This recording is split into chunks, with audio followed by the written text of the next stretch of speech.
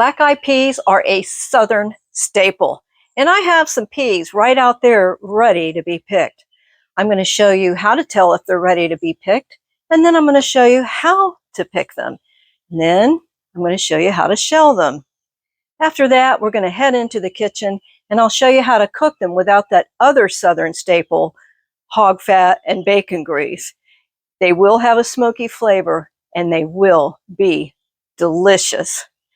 After that, I'm going to also show you how to cook up okra without it being slimy, because peas and okra go together, right? You're going to love the okra recipe too. Hi, I'm Debbie, and welcome to my organic garden. Let's head on out to the garden and let's pick some peas. All I have not provided. How do you know if your peas are ready to pick? It's really easy. But before I show you what the peas look like when they're ready, I want to show you something that happened right here that's really cool. It's weird, but it's really cool.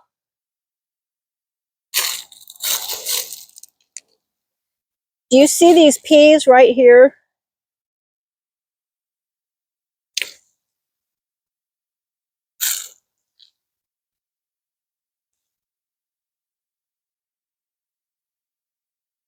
This is damage from aphids.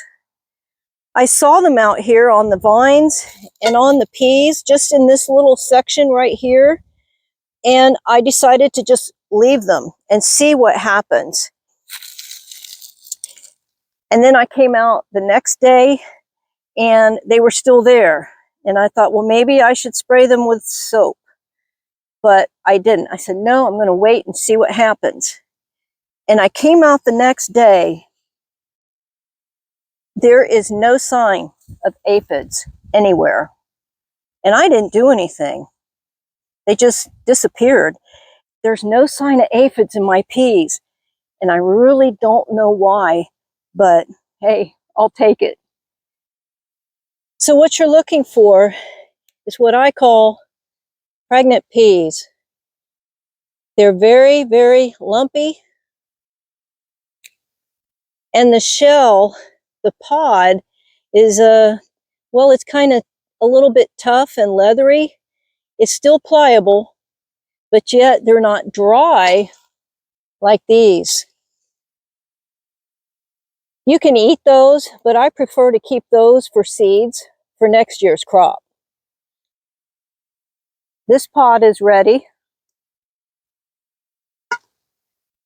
This one, even though it only has 2 peas in there, it's ready. You don't go by how long they are, you go by the lumps that are there. See the difference? These will be filled out within a few days. But now we like what's called snaps in our peas. And this is what I call a snap. It's just starting to form the peas inside. And I'll go ahead and pull that, and I will break those in pieces as if it was green beans, and I'll add them to the shelled beans. It just gives them a nice little flavor. So they're slightly lighter in color. They've got the bumps. Now this could go another couple of days. In fact, I'm going to leave it for a couple more days. You see these dark spots here? That is damage from aphids. I just can't get over that they're all gone. These are definitely ready. See the difference in the color? These have got a yellow tint to them, and they're thicker around. Just pull them off.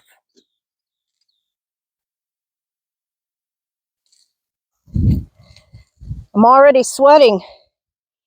See here? Shirts are good for wiping sweat off.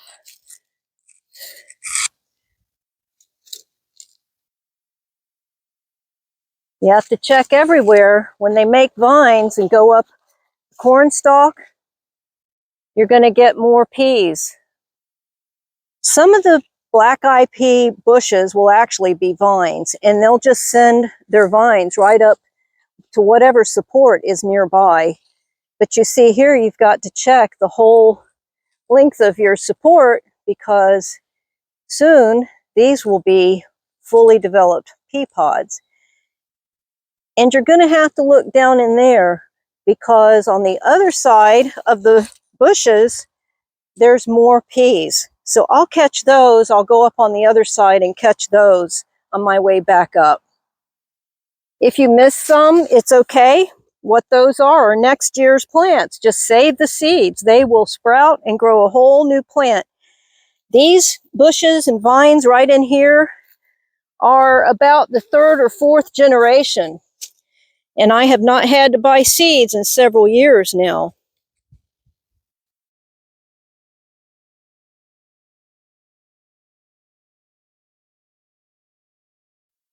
This is just the first picking from that row, and I have another row a few beds down. I'm going to pick from there.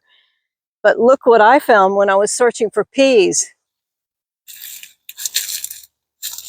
Look down in there. It's a pumpkin. You see it? Isn't that cool? I didn't even know it was there. There's another one off over in that direction somewhere. But that's very cool. Let's go on down through there where the other row of peas are, and let's see how many more I can get.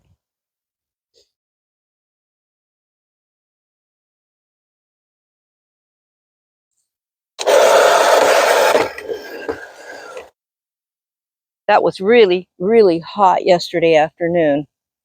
But these peas have been sitting for about 15 hours now, and they are ready for me to shell. I put the sheet down because it's just convenient when I'm through shelling.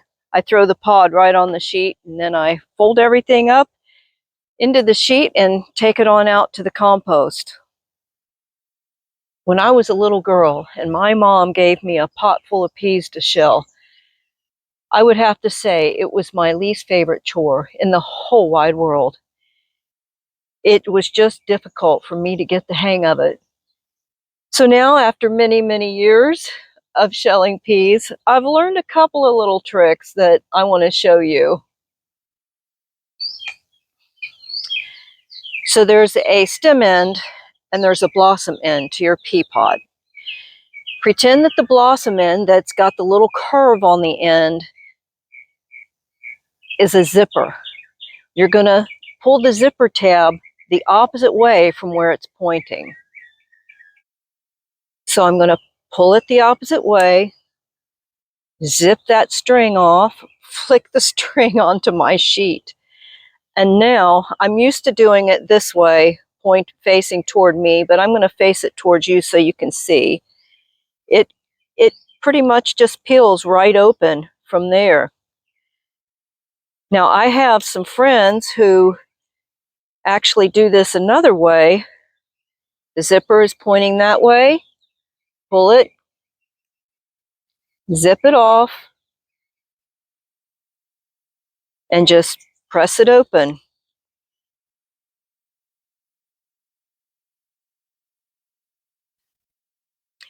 Here, the pea pod did not fill out all the way, so I grab it right above where the pea is, pull it from there,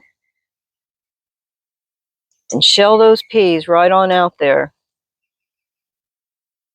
Now, some of the old farmers have got a method where they put their thumb on here and they zip it open like this, all the way down. And I just never figured out exactly how they're doing that.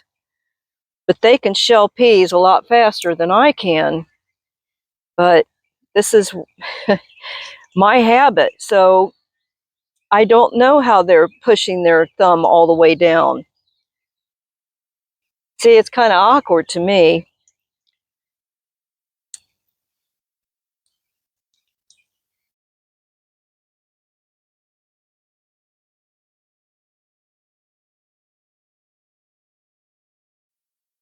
So in my garden, there are typically two enemies to peas and beans. One of them is aphids, and one of them is stink bugs. And I'm going to show you what a stink bug will do. Do you see those little spots right there? What they're doing is they're poking their proboscis. And I guess what they're doing is looking for water, because they're not laying eggs. That's just their mouthpiece. So I'm not real sure what their purpose is in the whole scheme of things, but this is what they do.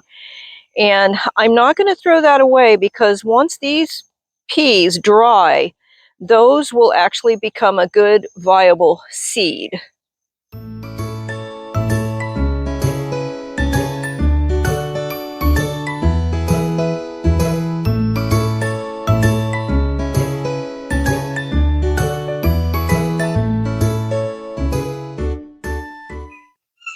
So I've come over to the steps where the sun's not shining yet. I'm looking for little spots that the stink bugs made. There's one. So I'm going to sort through these peas, pull out next year's seeds, and I will dry them for a few days until they're real dry before I put them in a bag and put them in a freezer. Now, you're not going to die if you eat peas that have been stung. I just prefer to save them for next year's seed.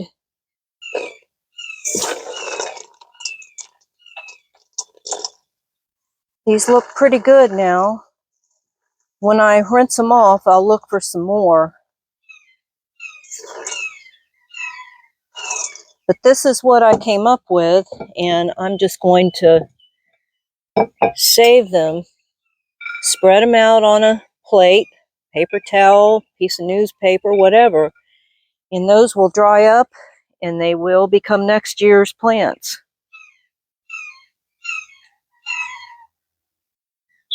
If you found this video helpful so far, give it a thumbs up and subscribe, because I have lots to share with you. I also have lots of things in my description that you'll be interested in, including the Lodge cookware and stainless steel cookware. Thanks for your support. Rinse off the okra just in case there's sand or any kind of dirt on them. And then we're going to cut them into 1-inch chunks. And I don't care for the ends. They seem to be a little bit tough to me.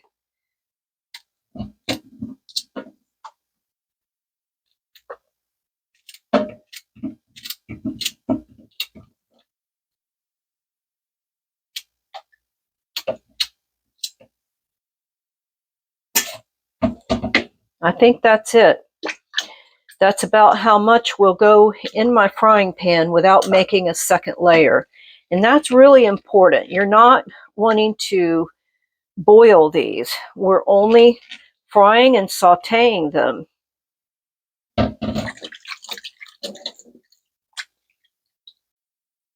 Here's the lineup of ingredients: olive oil, cumin, smoked paprika, liquid smoke, vegetable bouillon, garlic, onions, and celery.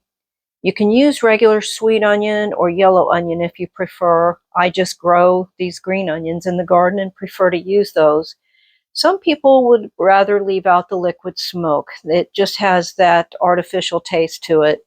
So we are going to use that very sparingly.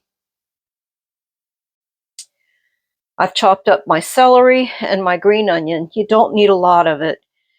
I've peeled my garlic, mixed up the vegetable broth, and this is water with maybe a half a teaspoon of the liquid soap.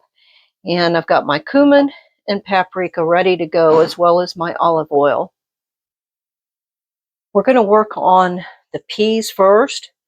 So I have cooked the peas about 45 minutes. And right now, we're going to saute the green onions, or if you've done chopped onions, that's fine, and the celery. You see, we don't need a lot. Have you ever heard of sauteing in water or broth? You won't miss the oil, I promise you.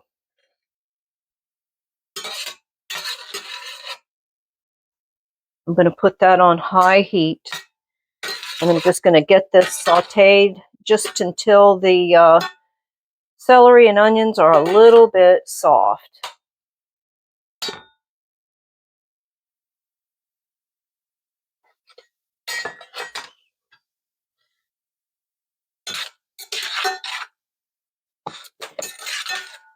So you want to keep some extra broth made up because that's going to evaporate pretty quickly. And you just keep adding a little bit more. I have sauteed in water and it's fine. I just like a little bit extra flavor coming from the vegetable broth. Now it's time for garlic. You use garlic right at the end because you don't want to cook it too much or it will become bitter. Just until you start smelling that wonderful garlic aroma.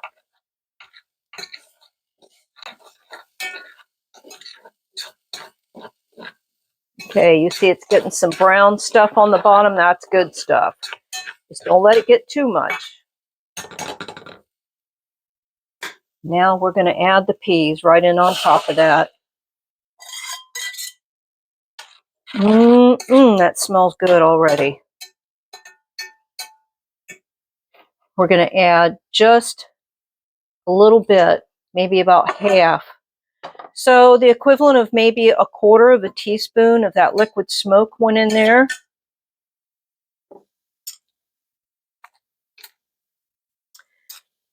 About 1/2 teaspoon of smoked paprika. You need to adjust this to what you like. I actually like the flavor of smoked paprika, so I'm not adjusting unless I adjust up. And I love cumin. But in this recipe, it's calling for a teaspoon, but I'm going to put about half a teaspoon in there. You can always adjust up. You can't adjust down once you've put it in there.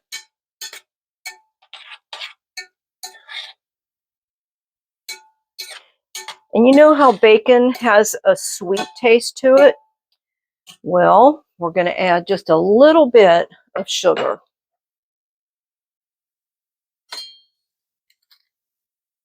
One teaspoon. That's it.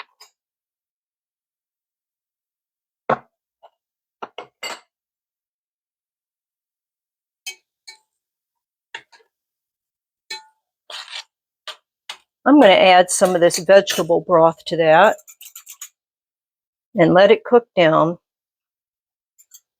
I'm going to save the rest of the vegetable broth for the okra.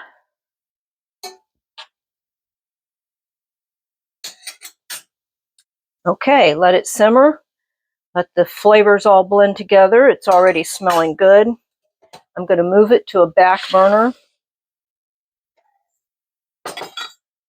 and move my cast iron skillet over here because that is what I use when I really and truly want to fry something. I love my Lodge cast iron skillets. Made in the USA, they are the best cast iron skillets you can have. I don't know if you can see this, but you see how it's starting to shimmer? It's ready for your cut okra.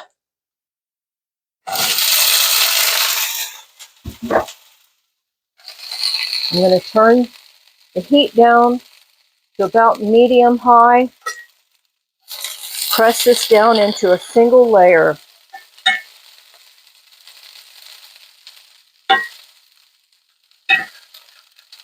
Now you don't want to keep stirring this. You want it to fry and start making a crust on the edges. You know, some people object to okra because it's slimy. Well, you'll see, this is not very slimy at all. In fact, I don't notice it with this recipe. You need to stay right with this pan. You don't want to walk away. even though you're not constantly stirring it, but you do want to monitor it pretty closely. This has been sauteing for about 2 minutes. You see how it's getting a nice charred edge? That's what we're looking for. I think it's ready to stir. Don't worry that it looks like it's pretty dry on the bottom. We're going to remedy that. Just stir it up, level it out again.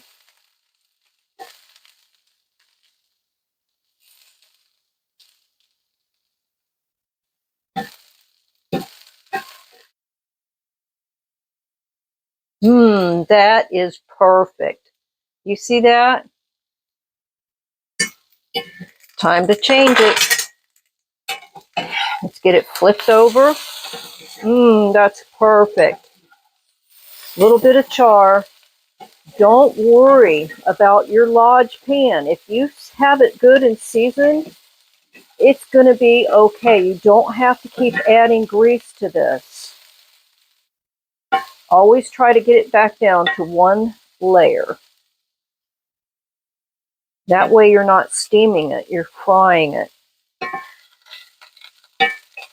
And I believe this process is the way to keep that from being too stringy and slimy. The okra is starting to shrink, and that is a good sign. It's starting to get done.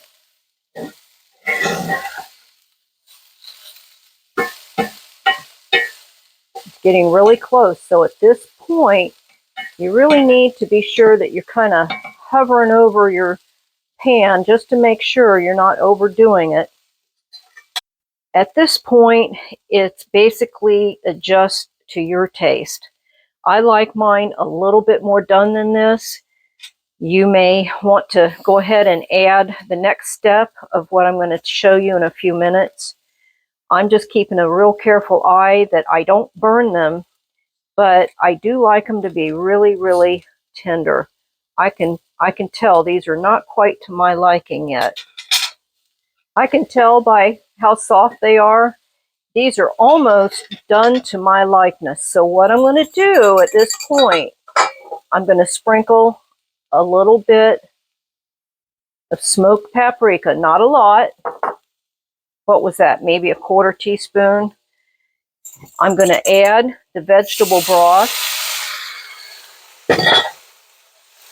and the liquid smoke. And I'm going to cook that liquid right off of there. And that's going to finish getting this okra to the tenderness that I like. Now you may have, gone to this step before I did. If you like your okra to still have a little bit more firmness than I do. So you see, we really didn't need all of that oil, just enough to coat the pan, because now what was left in the pan is going to coat your okra and it will have enough oil. You won't need any more. Trust me, you don't need any more. And that's done. I'm going to turn the heat off of both of those and I'm going to build my plate. Yummy, yummy. So this is 1 cup of brown rice that I had already cooked. We're going to add 1 cup of peas. Okay, 1 cup on the top.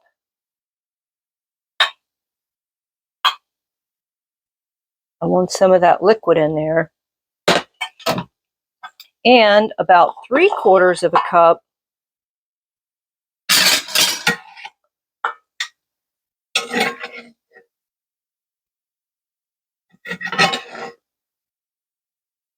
I like okra, so I'm going to put that right on the top.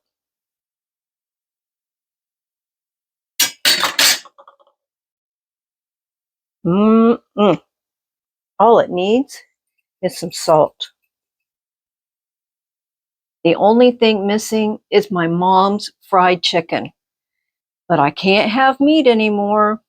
Not my choice. It's just what happened when I got older. But there's a cup of rice here, a cup of black-eyed peas, and a cup of okra. It comes to 500 calories and 18 grams of protein. I think that's pretty good. If you're on a whole food, plant-based diet, I think you're going to agree this really adds up to a really good, tasty meal. Now, I'm going to be honest with you. This does not taste like it has bacon grease in it, but it does have a smoky flavor. Anytime you hear or see a recipe and they say it's going to taste just like meatloaf or it's going to taste just like chicken, just say you're on a whole food, plant-based diet, and those are the tastes that you're going to get. And this is really, really good. Now, one thing I want to show you is that this okra is not slimy. Come on in, I want to show you. Okay. No slime. That's because you didn't boil it, or you didn't stack it up in the frying pan so that it steamed. No slime. It's cooked to perfection, in my opinion. Thank you so much for watching. I hope it was helpful. Can't wait. Okra, peas, and brown rice all mixed together.